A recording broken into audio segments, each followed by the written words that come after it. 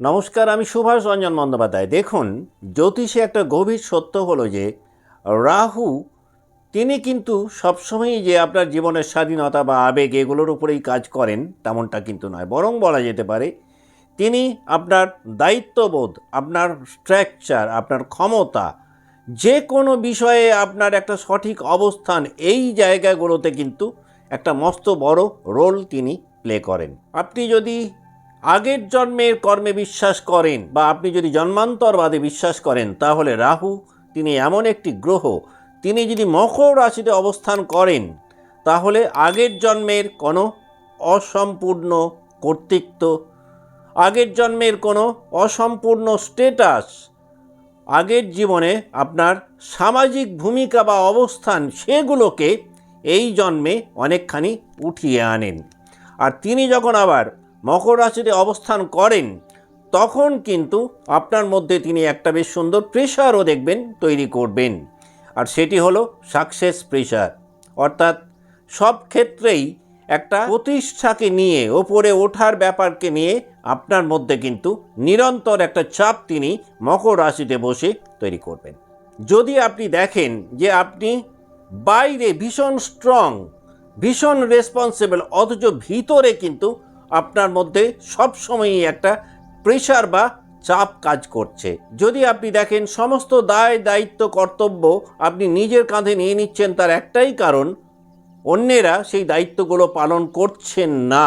যদি আপনি মনে করেন যে যখনই আপনি সাফল্য পাচ্ছেন না আপনি নিজেকে মূল্যহীন মনে করছেন, তখন কিন্তু আপনি এটা বুঝবেন যে এটা কোনো অ্যাম্বিশন না, বরং এটা একটা কার্মিক অথরিটি প্রেশার, যেটা রাহু মকর রাশিতে অবস্থান করে আপনার মধ্যে তৈরি করছেন। মকর রাশিতে যদি জন্মছকে রাহু অবস্থান করেন তাহলে তিনি যদি শুভ নক্ষত্রে থাকেন তিনি একটা স্তরে কাজ করবেন, তিনি যদি অশুভ নক্ষত্রে অবস্থান করেন তাহলে ভিন্ন স্তরে কাজ করবেন। আপনার জন্মছকে রাহু যদি মকর রাশিতে অবস্থান করেন এবং শুভ নক্ষত্রে থাকেন তাহলে কিন্তু আপনার মধ্যে যেমন অ্যাম্বিশন থাকবে এবং সেই অ্যাম্বিশন যেমন স্ট্রং হবে, এর পাশাপাশি আপনি কিন্তু অনেক বেশি ডিসিপ্লিনড হবেন অন্য আর 5 জন মানুষের থেকে। আপনার মধ্যে লং টার্ম প্ল্যানিং করার এবং সেই পরিকল্পনাগুলোকে এক্সিকিউট করার একটা অসাধারণ দক্ষতা কিন্তু মকরে রাহু শুভ নক্ষত্রে অবস্থান করে আপনাকে দিতে পারে। কিন্তু এই রাহু যদি আবার মকর রাশিতে অবস্থান করেন কিন্তু তিনি অশুভ নক্ষত্রে থাকেন, তাহলে কিন্তু দেখা যাবে আপনি এতটাই ওয়ার্কহলিক মানুষ হবেন বা এতটাই কাজ পাগল মানুষ হবেন যে আপনি আপনার ব্যক্তি জীবনটাকে কিন্তু অনেকটা নিজের হাতেই নিজে নষ্ট করে ফেলতে পারেন।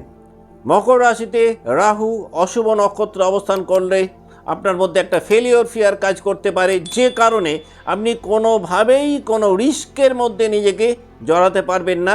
আর এই কারণেই একাধিক ভালো সুযোগ আপনি নিজেই হয়তো হাতছাড়া করবেন। অন্যদিক থেকে এই রাহু যদি আবার শুভ নক্ষত্রে মকর রাশিতে অবস্থান করেন তাহলে তিনি আপনাকে কিন্তু একটা অথরিটি দিতে পারেন, তিনি একটা ভালো পজিশন দিতে পারেন।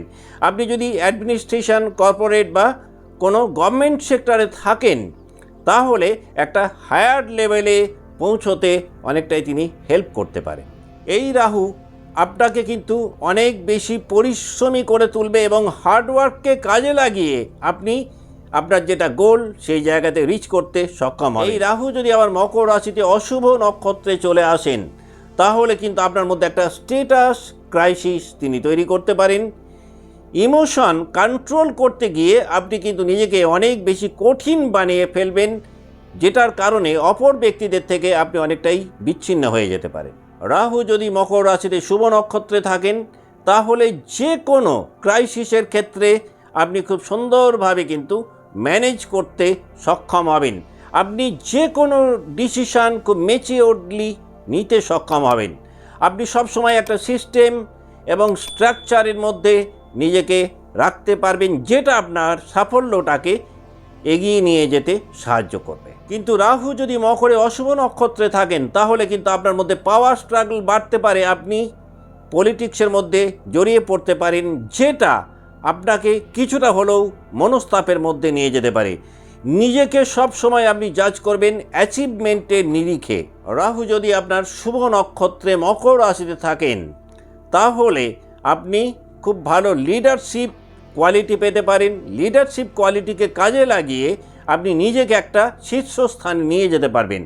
আপনার বয়স যত বাড়বে আপনি নিজেকে তত রেসপেক্টেড জায়গাতে নিয়ে যেতে সক্ষম হবেন, রাহু যদি শুভ নক্ষত্রে থাকেন। রাহু যদি আবার অশুভ নক্ষত্রে মকরে বসে থাকেন তাহলে কিন্তু দেখা যাবে যে আপনি অথরিটিকে মিসইউজ করবেন, আর এই মিসইউজ করার কারণে আপনার ডাউনফল আপনি নিজেই তৈরি করবেন। রাহু যদি মকর রাশিতে অশুভ নক্ষত্রে অবস্থান করেন তাহলে রিলেশনশিপ ব্যাপারটা কিন্তু আপনার কাছে গৌণ হয়ে দাঁড়াবে। কিছুতেই রিলেশনশিপকে কিন্তু আপনি অতটা প্রায়োরিটি বা গুরুত্ব দিতে পারবেন না।